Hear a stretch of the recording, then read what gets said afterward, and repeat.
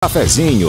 Vamos tomar um café logo cedo com os principais fatos políticos da região, num bate-papo descontraído sobre política, regado a um bom café.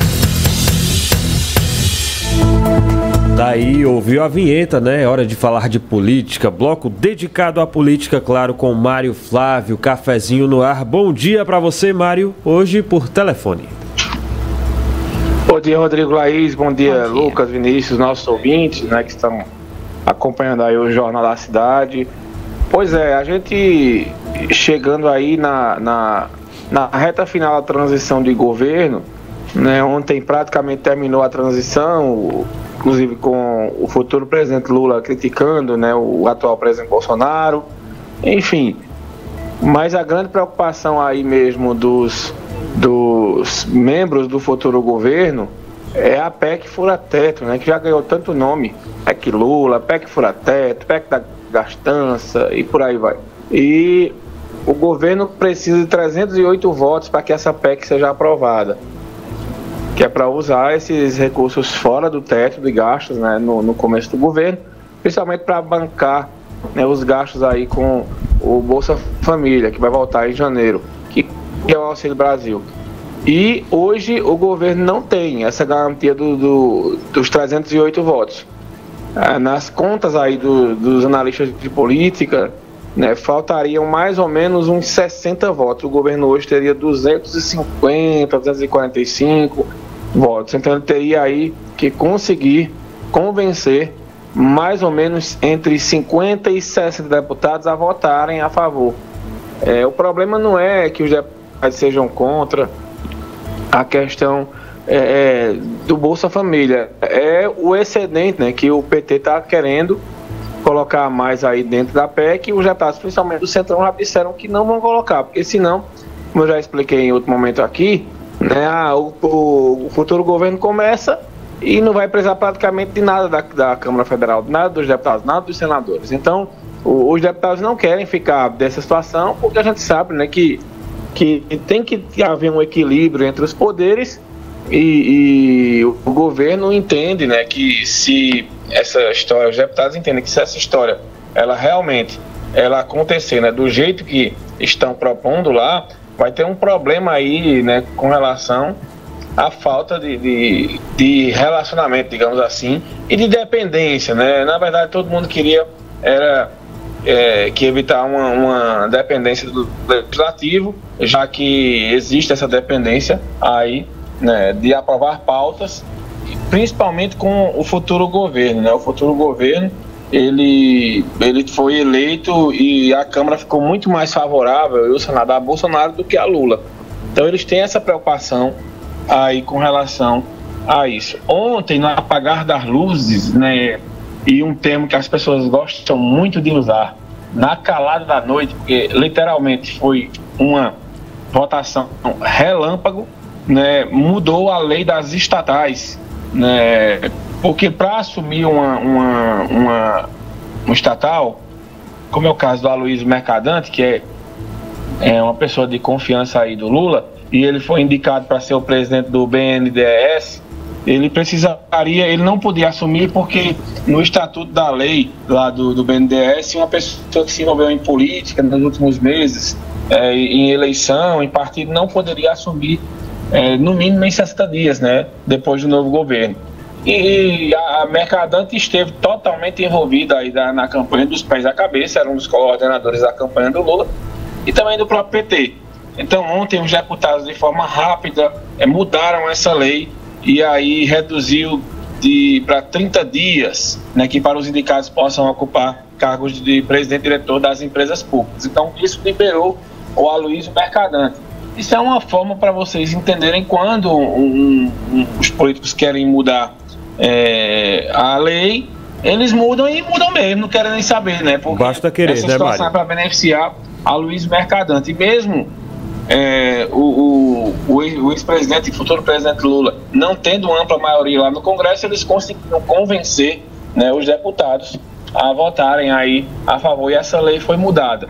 Então, a Aloysio Mercadante está livre para assumir o BNDES, que é o banco, né, que realiza empréstimos né, a cidades, a estados, e daquelas polêmicas que o presidente Bolsonaro falava na eleição, né, foi o banco que liberou empréstimos para Cuba, para Nicarágua, né, e para outros países, e esse dinheiro nunca retornou, né? Então é um ponto estratégico que o Aloysio Mercadante vai assumir, ele que já foi ministro em outros governos petistas e está voltando aí ao Estado. Lembrando que naqueles escândalos, né, que envolveu os governos do PT, Aloysio Mercadante praticamente passou ileso, então não teve nenhum problema com ele no que diz respeito a isso. Laís e Rodrigo. Ô Mário, e o mercado, como foi que reagiu a esse nome? Vem reagindo como sempre, reclamando, né, de muito mau humor, né? O mercado não gostou, por exemplo, da indicação do Fernando Haddad para ministro da Fazenda, né, que vai ser o ministro da Economia. O Mercadante também não reagiu bem, e aí o dólar sobe, a bolsa cai, todo esse jogo aí. E outro dia a gente conversava aqui com o economista, né, o doutor Ricardo, e ele explicava a importância do mercado reagir bem. O mercado, quando reage bem, né, o dinheiro circula aqui dentro do Brasil. E quando o mercado reage mal, então os investidores eles param de botar dinheiro no Brasil e vão para outros países que eles sentem mais confiança, digamos assim, sentem mais tranquilidade em investir esse recurso. Então, até agora, essa equipe aí que está sendo formada pelo Lula é uma equipe muito política e que vem passando por muitas críticas, que, por exemplo, a Margareth Menezes ontem foi a primeira, né, mulher confirmada na equipe negra, né, porque até então vinha uma reclamação muito grande, né, cadê a paridade de gênero, né, que só foram nomes de homens confirmados. Mas aí ontem Margareth Menezes, que tinha recebido o convite do Lula, ela aceitou aí ser a ministra da Cultura e vai assumir. Então, aos poucos o governo vai tendo uma cara, né, aos poucos vai conhecendo, mas até agora, como você disse, o mercado não vem reagindo tão bem a essas indicações, pelo menos a curto prazo, né? Vamos saber mesmo para valer, Laís, quando o governo começar, né? Quando o governo começar, a gente vai ter uma indicação, né, do que como vai reagir o mercado e como vai reagir também a própria política, né?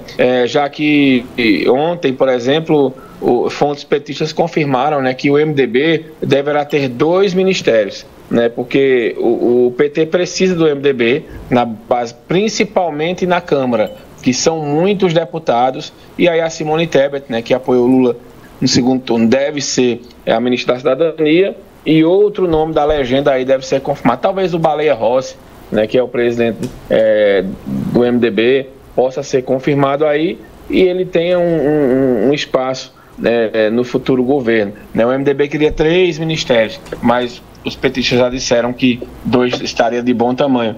Porque tem outros partidos, né, para contemplar, né, aí na base, e não é uma conta fácil, né, porque você sempre desagrada alguém. Você agrada um ou outro, mas sempre fica algum insatisfeito.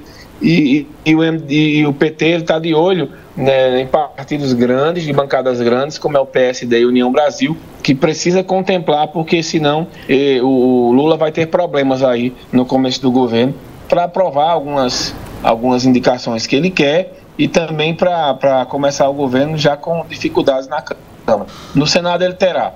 Já é certo, porque o Senado, só bolsonarista, tem 15 senadores, né, que são assumidos. Então, fora aqueles que foram eleitos, mesmo não tendo a coligação de Bolsonaro, mas que estão mais à direita.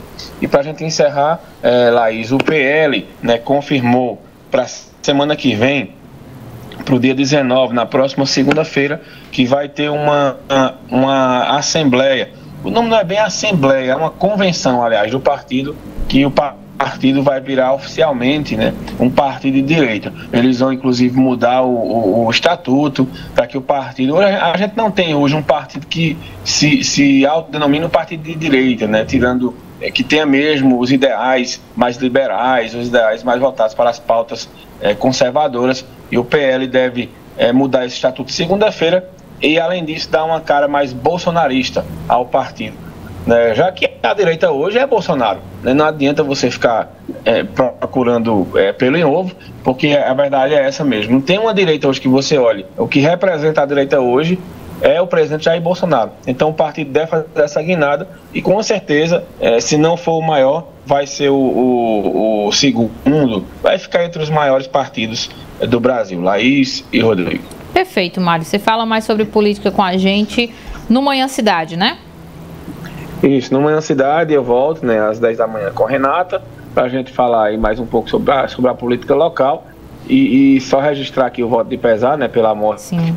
do advogado Zé Américo. Foi uma figura que eu convivi bastante na Câmara Municipal, né, torcedor do Santa Cruz, uma figura bastante agradável, né, sempre a gente estava lá quando ele foi procurador da Câmara, se eu não me engano, na gestão do Leonardo Chaves.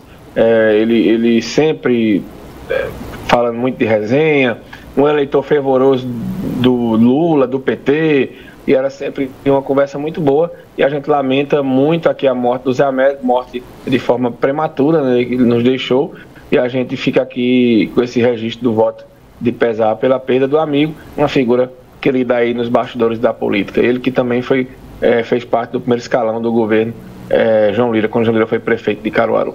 Um abraço, Laís e Rodrigo, e até amanhã. Até amanhã, Mário. Até amanhã, Mário. Vamos pro futebol?